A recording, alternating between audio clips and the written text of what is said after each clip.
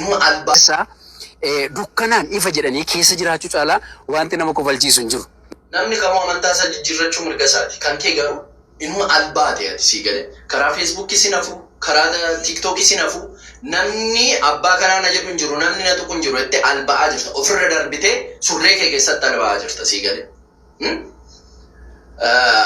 Si dura musliima meeqa beekna nuti? Ijoollee musliimaa warra musliimaan dhalatanii guddatanii maaliif amantaa namaa hin arrabsine isaan?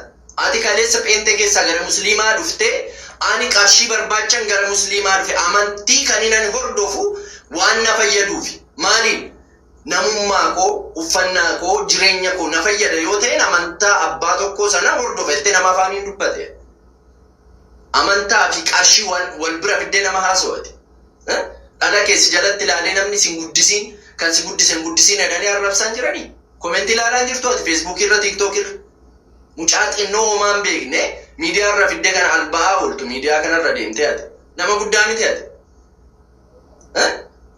warrumti pheenxee jettanii musliimattanii miidiyaa kanarra teessanii wal arrabsaa ooltan eenyu bakka sin buufate isin waaqti keessan jabaadha taana waaqti keessan siniif lola bakka eewooti bakka waaqa si buufate atasi yesuusiif loltaa atasi allaaf loltaa sobdanii miidiyaa kanarra jinni jaankaa kaastanii itti waa argachuuf ittiin laayikii argachuuf ittiin fooloo guddifachuuf waaqa nama arrabsaa ooltu miidiyaa kanarra teessanii akka kanaan qarshiin karaa kanaan malee qarshiin siin dhufu taanaan du'i hankanaa jechi dafqee hojjetadhuuti jireenya kee jiraadhu abbe umurii 40-50 keessa asirra alba'aan waliin miidiyaa irra teesse maaliidha nama guddaa miti waan sirraa bareedu wayii sitti fakkaataa namni viidiyoo si ilaallaan namni viidiyoo laayikii si goonaan alba'aan waliin miidiyaa kanarra dhala keessa akka dhalli namaa guddifatutti guddifadhu siin guddisiin malee maal baalageen akka kee kun ishee akka keefanii viidiyoo hojjechuun narran turre garuun albaata yeroo hundumaa albaataa narraa xinnoo ishee si tuquu barbaade sii galee akka dhala namaatti guddadhu maal guddattaa miti akka dhala namaatti dhala kee guddisi gaafa 3-4 baaste amantaa namaan arrabsiin jireenya kee jiraadhu amantaa barbaadde jijjiirradhu amma amantaa jijjiirrattee amantaa namaa arrabsitu maa oromummaa kee irratti hin hojjennu maa tokkummaa oromoo irratti hin hojjennu maa guddina oromoo irratti hin hojjennu moo amantaa isa kana wal arrabsaa olee namni waan godhu hin jiru itti alba'aa ooltati miidiyaa kanarra qoshaasha akka kee deebiin deebisu garuu of eeggadhu sii galee waan hojjettu Soolaan Abdii Raggaasaarraa dhukkee kaasaa oole. Dhukkee irraa kaasee jechuudha dhugaan jiru kanuma. Maaliif hojjettanii namni eeyyen amantaa fedhe hordofu mirga qaba. Garuu amantaa namaa tuquu mirga hin qabu. Sababbiin isaas akkuma ati amantaa kee jaalattu inni sunis jaalata waan ta'eef. Namumti amantaadhaan wal arrabsaa oolu kuni ani kanan jedhu naaf amanamoo lubbuuti yaaf naa bakka bu'amoo maalumatu galcheetuma waa'uma amantaa namaa kan walii gad ari'aa oolan jedhii bare. Abbaan fedhe amantaa fedhe haa qabatu maaltu nama galche qabate keessaa deeme maaltu amantaa san garagalee immoo jeequs arge. Kama keessa seena san barachuudha xiqqaatti jedhani ani dhugaa dubbachuuf nama amantaa jijjiirrate jechuudha. Keessaa dhugaa dubbachuuf nama amantuma kam gara musliima gara kristaana gara musliima dhaqillee keessaa jechuudha. Ani kan akka hawwii aanolee argee hin beeku takkaayyuu dhugaa sinin jedha jechuudha. Takkaa mucayyoo san malee nama naamusa qabu takka argee hin beeku jechuudha. Maaliif jechuun keessa hin oolu. Takkaa mucayyoo san amantaa garuu kristaana keessaa gara musliimaa dhaqxee nama arrabsitee hin beektu. Kabajamtuu intala safuun guddatte. Intala oromummaa isheetiin guddatte intala amantaa ishee kan keessaa baates ta'e kan keessa jirtus ta'e kan kabajjee namoota hunduma isaatu qixa jaalattee jiraattu isheen arge jechuudha. Akkasuma abbaan manaa isheellee Naasir Dhaarolee akkas jechuudha. Nama amantaa namaa jeedhi keechaa isan arge jechuudha. Kunniin kulkulleewwan miidiyaa irratti yaa'ee ofiifuu kan mucaan kuni kan dheengadda qayyarate. Ingada qayyarate garuu qayyarate maal gochaa immoo amantaa keessaa ba'e qeeqa amantaa keessaa ba'e arrabsa never kalaas hin jiru. Maaliif hundi ilmi namaa kamiyyuu waan fedhetti amanuu mirga qaba jijjiirrachuu mirga qaba. kanaaf amantaa walii kabajanii jiraachutu barbaachisaadha. Maaliif dubbiin amantaan dhufte hin dheeratti waan ta'eef namni walitti bu'a waan ta'eef hunduyyuu gaafa biyya alaa jiru dudduta malee osoo biyya keessa ta'e akka asii online irratti ta'anii iyyan kanan jirtu dubbiin jechuudha.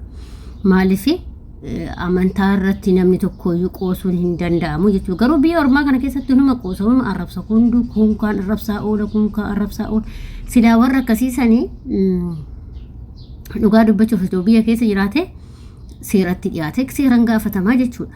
Garuu biyya ormaa waan ta'eef akkuma barbaadetti amantaa olii xiqqeessaa oola jechuudha.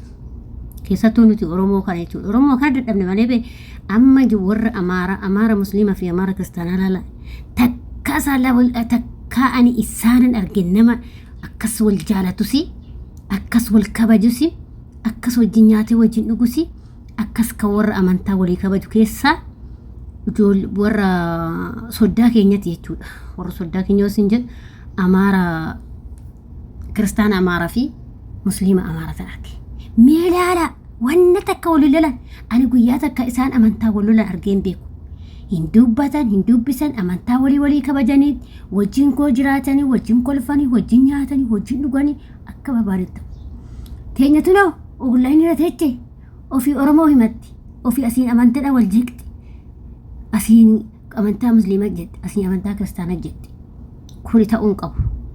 Maaliif ani waa'ee amantaa laasoo hin jaaladhu waa'ee soolanii fi mucaa kaarrattan jedhe malee waa'ee amantaa ani maaliif ani akkasitti hin guddanne ndeedha nama amantaa namaa jeequmati nama amantaa namaa nuti naannoo keenyatti amantaan sirriitti walii kabajnee jiraannaa wajjin nyaannaa wajjin dhugnaa hin beeknu nama amantaaf kutaa walii qooduyyuu ani biyya kana dhufee baradhe malee hin beeku nuti wal keessa jirra. Timirti keenya tokko awwaala golirraa awwaalu cidha walirraa baasu gaddaa wal gammachuu wajjin dabarsu rakkata walirraa fudhatanii nyaatu hin jiru keenya biyya keenyatti jechuudha. Akka naannoo keenyatti akka aanaa keenyatti jechuudha. Aanaa keenya keessaa dhugaasin hin jedha waancaa argatan gizee meeqa argatan karaa amantaatiin jechuudha. Kiristaanni walitti kiristaana jedhanii musliima walitti guuranii maskiida ijaaran kiristaana jedhanii musliima walitti guuranii bita kiristaanii ijaaran dhugaa rabbis hin jedha waancaa gizee meeqa argate aanaa muneessaa ijoolleen beektan hin beektan jechuudha. Nagaafachuu yookiin viidiyoo sasanii viidiyoo danda'a koopiraatiin itti kennaa malee jechuudha. Maaliif hojjettan akkatti isaan wal kabajan kanaan booda hoo yeroo ayyaanaa kiristaanattis walitti guuranii rakkataa nyaachisanii uffisan qeesii fi sheekin walitti yaa'ee jechuudha. Akkasuma hoo uummannis akkasumatti walitti yaa'ee rakkataa nyaachisanii ubaasan isatu hunduma namaayyuu isa kan ati gaarii fi badaa hojjette akkasitti addaasii baa jechuudha. Kanaaf waan gaarii hojjedhaa darbaa amantaadhaan kutaa waliin qoodina waan gaarii hojjedhaa sammuu keessan keessatti waan gaarii yaada. Abbaan fedhe lubbuu ofiitiif amana malee lubbuu keetiif miti.